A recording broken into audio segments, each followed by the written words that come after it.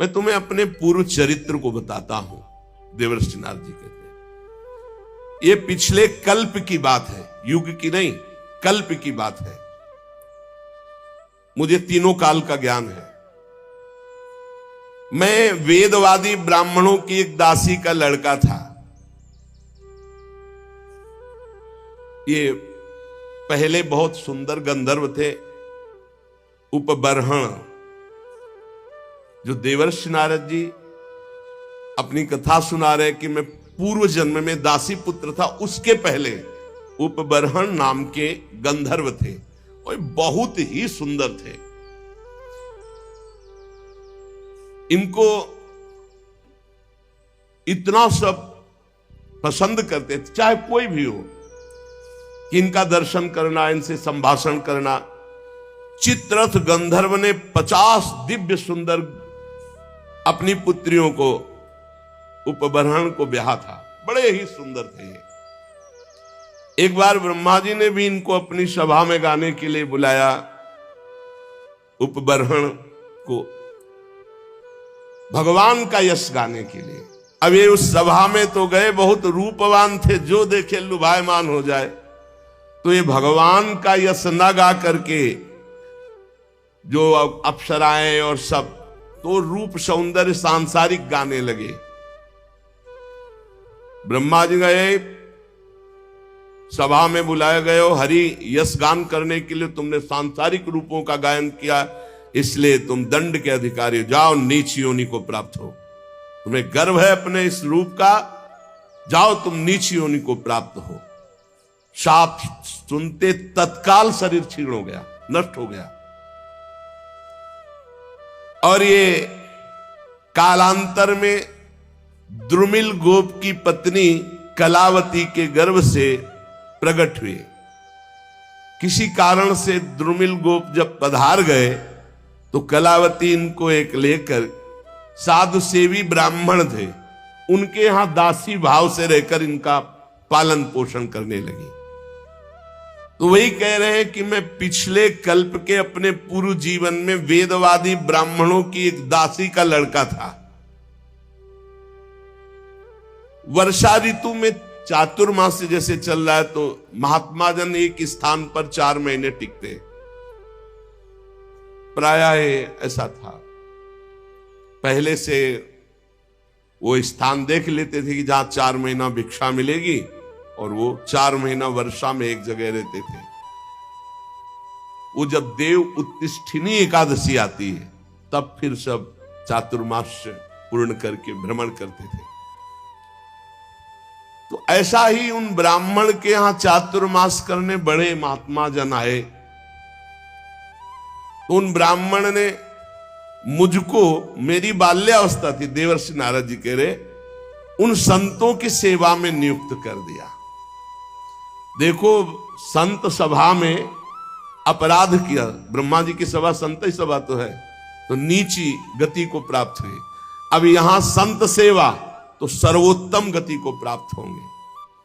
मुझे संत सेवा में नियुक्त कर दिया गया। ये बड़ा सौभाग्य होता है जब संत सेवा का अवसर मिले, उनके चरण धोने का, उनको परोस के पवाने का, उनकी जूठल पत्तल फेंकने का, उनकी पत्तल से जूठे किनका लेकर बड़ा इससे, जो भगवत प्रेमी महात्मा, ये संसारिक लोग उपहास करेंगे, न मत सुनना, ये संसार के रजोगुणी लोग नहीं जानते हैं। बातुल भूत विवश मतवारे, ये ते नहीं बोले बचन विचारे, तिनकर कहा सुने नहीं काना। अहो भाग्य, संतों का चरणामृत मिले, संतों की जूठी पत्तल से एक एक कण उठा के पाने का। आप खुद अनुभव करके देख लेना कैसा हृदय होता, रोने का मन होगा प्रभु के लिए जब संतों की जूठन मिलेगी। यद्यपि मैं बालक था, पर मैं संतों के सामने बहुत सौम्य होकर रहता, चंचलता नहीं करता। बालक था इसलिए हमारी इंद्रिय विषय भोग संबंधी कोई चेष्टा ही नहीं थी, और खेल कूद में मेरी रति नहीं थी। तो संत मुझे बहुत पसंद करते, क्योंकि शांत भाव रहना, उनकी आज्ञा में रहना, उनकी सेवा में। तो सब संत हमें सेवा देते, ए पानी ले आ, ए ऐसा। मेरा शील स्वभाव देखकर समदर्शी सब संतों ने हम पर बड़ी कृपा की। उच्छिष्ट लेपान अनुमोदितो द्विजयी सकृष्म भुंजे तदपास्त किलविषा। देख लो, मुझे संतों की जूठी पत्तल फेंकना, उनके पात्र मार्जन करना और उसमें लगा हुआ जूठन निकाल के एकत्रित करके खाना, इससे क्या हुआ? भुंजे तदपास्त किलविषा, जितने पाप थे सब भस्म हो गए। ये बड़ी बात है, ये बड़ी बात है। सब जनों को यही समझाते, जबरदस्ती आ गए, चलो संत सेवा में, चलो संत सेवा करो, चाहे आपको दोना पत्तल फेंक, कुछ भी करो। संत आ रहे हैं, आप इत्र छिड़को। संत आए, उनके चरण धो, एक रुमाल से पूछो, एक उनकी आरती करो, एक चंदन लगाओ, बैठा लो, भगवान की तरह उनको पवाओ, और जब पाके चले तो उससे जूठन उठाओ, एक एक किनका उठाकर एकत्रित करके पाओ। तो कह रहे सत्कृष्ण भुंजे तदपास्त किलविषा, सारे पाप भस्म हो गए। जो बर्तनों में पात्र में लगी हुई जूठन होती उसको एकत्रित कर लेता और एकांत में उसे पाता तो भगवान के लिए रोना आता, हृदय से सारे पाप नष्ट हो गए। अब तो रोज यही सौभाग्य मिलता चातुर्मास्य भर संतों की कथा सुनना, बैठकर उनकी जूठन पाला, उनकी सेवा करना। तो मेरी भगवान श्री हरि में अपार रुचि हो गई, रुचि, पूरा जीवन व्यतीत हो जाता है। उद्देश्य श्री भगवान भले हो, लेकिन रुचि भोग रहती है, रुचि संसार रहती है, रुचि भगवान में हो गई। ये संतों का जूठन, संतों के वचनामृत श्रवण का। प्यारे व्यास जी, संतों के संग में जब भगवान की लीला कथा होती तो मैं एकाग्रता पूर्वक सुनता और रोता, क्योंकि हृदय पवित्र हो रहा है।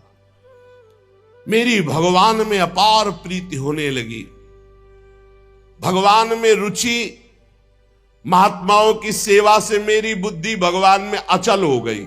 ये बहुत बड़ी बात, बुद्धि का भगवान में अचल हो जाना।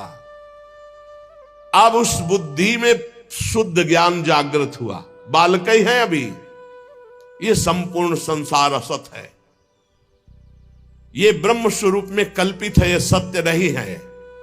मैं ऐसा देखने लगा, ये बहुत ऊंची स्थिति।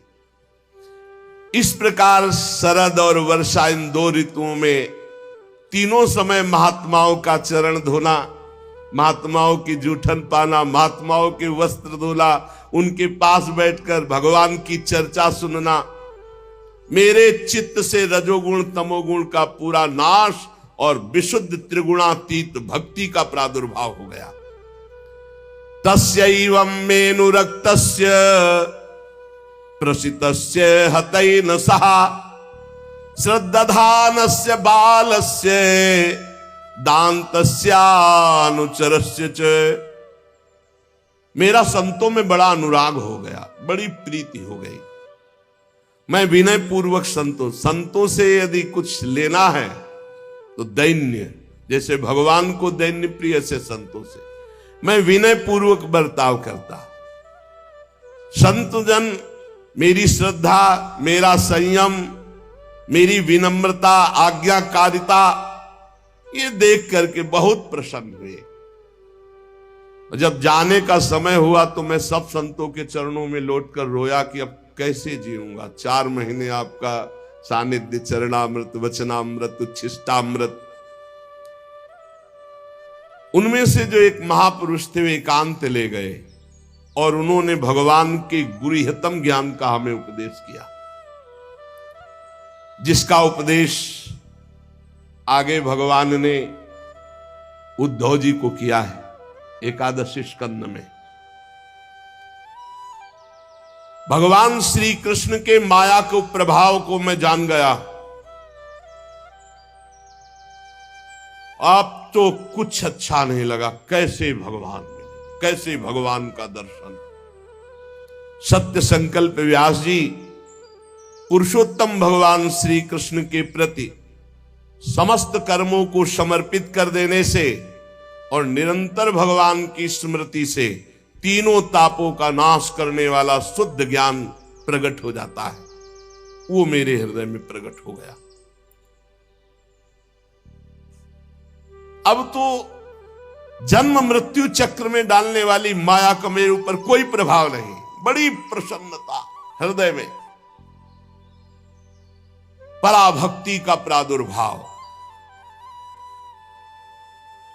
अब प्रभु का नाम गुण स्मरण बस यही चल पड़ा। प्रभु का नाम जप रहे, प्रभु की लीला गायन कर रहे, प्रभु का स्मरण कर रहे। कभी कभी एकांत में, हे प्रभु मैं आपको नमस्कार करता हूं, हे प्राणाधार आपका कैसे साक्षात्कार होगा, ऐसे प्रार्थना करता।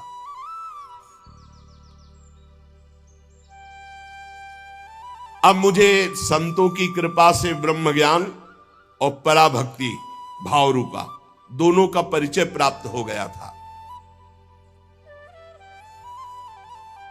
व्यास जी ने कहा, नारद जी जब वो ज्ञानोपदेश देने वाले महात्मा जन चले गए तब फिर आपने क्या किया? उस समय आपकी अवस्था तो बहुत छोटी थी। फिर आपने अंतिम समय शरीर कैसे परित्याग किया? और आप इस समय पूरी याद रखे हुए हैं। काल तो सब स्मृति का नाश कर देता है। आपको पूर्व कल्प की स्मृति कैसे? पीछे युग की नहीं, पूर्व कल्प की।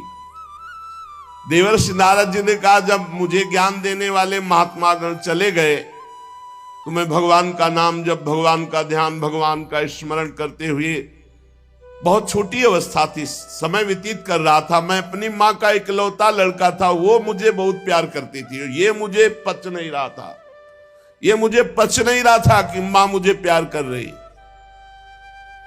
मैं ही उसका सहारा था, इकलौता लड़का। मैंने भगवान से प्रार्थना की, प्रभु मां के स्नेह पास से मुझे मुक्त करो। देखो, जननी जनक बंद सुत दारा, तन धन धाम सुहृद परिवारा, सबकी ममता ताग बटोरी, मम पद मनई बांध बर डोरी। मेरी योग क्षेम की चिंता मां बहुत करती, हर समय खाया कि नहीं खाया, ऐसा वैसा, और ये मुझे बहुत अखरता क्योंकि मेरे ध्यान में विक्षेप पड़ता। कठपुतली जैसे नचाने वाले की इच्छा के अनुसार नाचती है। भगवान व्यासदेव जी से देवर्षि नारद जी कहते, संसार चक्र जिनसे चलता है वो ईश्वरों के ईश्वर भगवान श्री कृष्ण। मैंने भी सोचा भगवान का जब विधान कोई होगा तभी मुक्त हो पाऊंगा। अभी 5 वर्ष की अवस्था थी, मुझे देश काल का कुछ ज्ञान नहीं था। एक दिन मुझे सूचना मिली कि मेरी मां गौ दूहने के लिए घर से बाहर निकली थी, रास्ते में सर्प ने, काले सर्प ने डस लिया। अब सर्प का क्या दोष, पैर छू गया होगा, काल की प्रेरणा, उसने डस लिया। मां पधारी, मैंने सोचा महामंगल हो गया। ये लो, यह है भक्तों का हृदय। महामंगल में जोई जोई प्यारो करे, सोई मोहि भावे। अब तो कोई रोक टोक नहीं ना, कोई प्यार कर। भक्तों को डर किससे लगता है जानते हो? नफरत करने वालों से नहीं, प्यार करने वालों से। जो भगवान के प्रेमी जन होते हैं वो अपमान, तिरस्कार, निंदा करने वालों से कभी डरते नहीं, लेकिन प्यार करने वाले से डरते हैं। श्रद्धावान जो हो, कहीं हमारी चित्त वृत्ति इधर न चली जाए। नारद जी ने कहा, महामंगल, महामंगल, बड़ा अनुग्रह है, और चल पड़े उत्तर दिशा की ओर। बस चलते ही गए, नगर, गांव, देश, खाने, खेड़े, नदी, इन सबको पार करते हुए आगे देखा बड़ा शीतल जल, जो जलाशय विशाल है, कमल खिले हुए हैं, पक्षी कुहुक रहे, भौरे मड़रा रहे।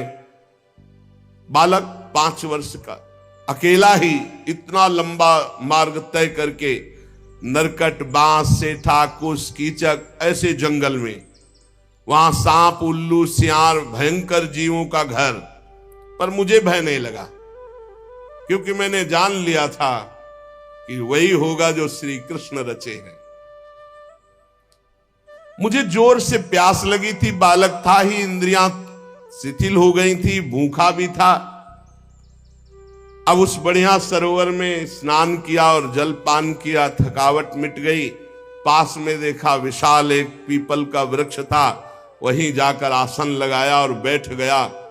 भयावह जंगल, पर जैसा संत महात्माओं ने मुझे बताया था भगवान का स्वरूप, वैसे ही मन ध्यान करने लगा।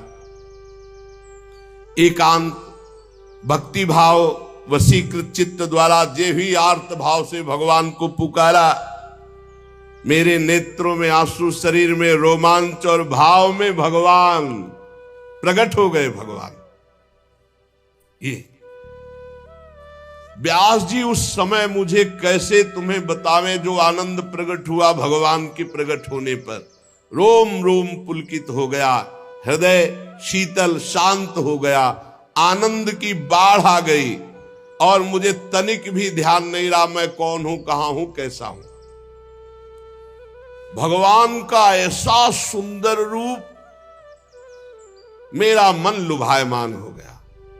बस अभी आनंद ले ही रहा था कि सहसा रूप अंतर ध्यान हो गया। अब तो आसन से उठ खड़ा हुआ, विकल हो गया, चिल्ला चिल्ला कर रोने लगा। बहुत बार आसन लगाया, ध्यान धरने की चेष्टा की, पर वो रूप नहीं आया। बार बार विकल होकर भगवान को पुकारा, अब इस रूप के बिना मैं जी नहीं सकता। अतृप्त हो गया, अशांति बढ़ गई, कैसे प्रभु का रूप अब दोबारा देखे।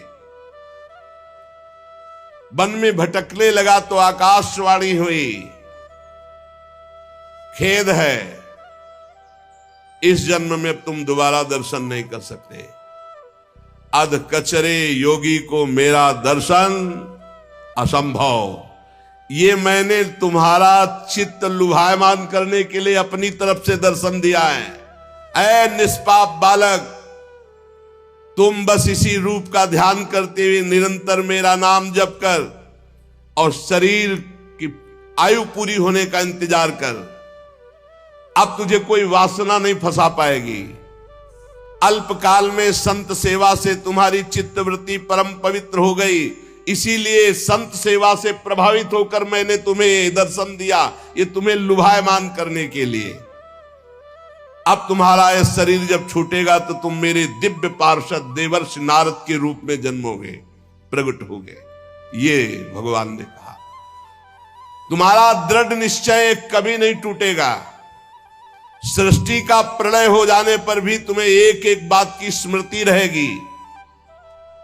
मैं हर समय तुम्हें देख रहा हूं, तुम निश्चिंत रहना। बस मेरे ध्यान में, मेरे भजन में शरीर छोड़ो और आओ, मैं दिव्य पार्षद रूप तुम्हें प्रदान करूंगा। मैंने आकाशवाणी जिस दिशा से हुई थी झुककर प्रणाम किया। बस लज्जा संकोच छोड़कर भगवान के नाम का कीर्तन करता हुआ समय व्यतीत करता, कब शरीर छूटे। स्पृहा, मद, मत्सर ये सब नष्ट हो चुके थे। अब तो काल की प्रतीक्षा करता हुआ केवल विचरण करता। भगवान की कृपा से मेरा हृदय कृष्ण प्रेम से भर गया। जैसे बिजली कौंधती ऐसे अचानक मृत्यु आई और मेरे शरीर को नष्ट कर दिया। जे भी शरीर नष्ट हुआ तो सीधे भगवान के समीप गया और भगवान ने मुझे दिव्य चिदानंदमय देवर्षि नारद शरीर दिया। ये पांच भौतिक नहीं है, ये चिदानंद है। त्रिभुवन में कहीं भी वायु के समान देवर्षि नारद जी जान, और कभी मृत्यु नहीं होनी। प्रारब्ध कर्म पांच भौतिक शरीर में होते हैं, चिदानंद में नहीं। सबको चिदानंद मिलता है जो भगवान के निजन होते हैं, जैसे दास्य, सख्य, वात्सल्य, गोपी, सहचरी, ये सब चिदानंद स्वरूप। जब भगवान नारायण कारणों प्रणयकालीन समुद्र के जल में शयन करते हैं, उस समय भगवान ब्रह्मा जी सारी सृष्टि को समेट के, जैसे दुकानदार अपनी पूरी दुकान को समेट के घर जाता है, ऐसे सब समेट के भगवान की श्वास के साथ उनके उदर में जाके पूरी सृष्टि लेके शयन करते हैं। 1000 चतुर्युगी बीत जाने पर जब ब्रह्मा जी जगते तब सृष्टि करने के लिए तीनों लोकों के जीव सब बाहर आ जाते हैं। फिर दुकान फैला दी। ये ऐसे ही चल रहा है। मैं भगवान की कृपा से बैकुंठ से लेकर अनंत जितनी रचना है सब में बिना रोक टोक के विचरण करता हूं। मेरा कभी एक क्षण के लिए भी भगवान का भजन नहीं छूटता। और भगवान ने मुझे अपने कर कमल से स्वर ब्रह्म ये वीणा दी है, और इस वीणा में सा रे गा मा पा ध नी, सा षडज, र ऋषभ, गा गांधार, मा मध्यम, पा पंचम, धा धैवत और ना निषाद, ये सातों स्वर, सातों राग, ये सब विराजमान है इस वीणा में। षडज, ऋषभ, गांधार, मध्यम, पंचम, धैवत, निषाद, सा रे गा मा पा ध नी। ये विभूषित दिव्य वीणा है। इसमें मैं भगवान के नाम का और लीलाओं का गायन करता रहता हूं, और जब चाहता हूं उसी समय प्रभु प्रकट होकर मुझे दर्शन देते हैं। जब जब जहां पुकारा भगवान वही है। कैसा सौभाग्य ये भजन का फल। तुरंत बुलाने पर तुरंत आकर भगवान हमें दर्शन देते। देवर्षि नारद जी के तुरंत आहूत यु में शीघ्रम दर्शनम याति चेतसी। हे कृष्ण, तो उसी समय जिस समय पुकारा तो कह रहे हैं आहूत यु में शीघ्रम दर्शनम याति चेतसी, उसी समय शीघ्रता पूर्वक भगवान आते हैं। जिन लोगों का चित्त निरंतर विषय भोगों की कामना से आतुर हो रहा है, उनके लिए बात समझना भी बड़ा कठिन होगा। लेकिन यदि वो भी नाम जप करने लगे, भगवान की लीलाओं का गायन करे, तो मेरा अपना अनुभव है कि इसी से उनको भगवत प्राप्ति हो जाएगी। ये काम और चोट, लोभ की, मोह की, क्रोध की ऐसी बार बार दे रहे हृदय में, भगवान के नाम जप से और लीला गायन से जैसी शांति मिलती है वैसी किसी और साधना से नहीं। बार बार इस बात को पकड़ लो। यम नियम आदि योग मार्गों से वैसी शांति नहीं मिलती। व्यास जी, आप निष्पाप हैं। आपने मुझसे जो कुछ पूछा था वो अपने जन्म और साधन का रहस्य और आपकी आत्मतुष्टि का उपाय मैंने बतला दिया। श्री श्रुत जी कहते हैं, शौनकादि ऋषियों, देवर्षि नारद जी व्यास जी से इस प्रकार कहकर जाने की अनुमति ली और वीणा में तान छेड़ते हुए स्वच्छंद विचरण करते हुए भगवान का नाम गुण। नारद जी हर समय भगवान का नाम, वो धन्य भाग है उस महाभागवत को जिसकी जिह्वा पे नाम चल रहा है। आहा अहो देवर्षि धन्योयम यत् कीर्तिम सारंग धन्वना गायन माद्यन निदम तंत्र्या रमयत्यातुरम जगत। हर समय वीणा में नारायण नारायण नारायण नारायण और भगवान की लीलाओं का गायन। धन्य है ये देवर्षि नारद जो सारंग पाणी भगवान श्री हरि की कीर्ति, उनका नाम हर समय आनंद मगन होकर गाते हैं और त्रिभुवन में जिधर जाते हैं उधर मंगल करते हैं, त्रिताप का नाश करते हैं।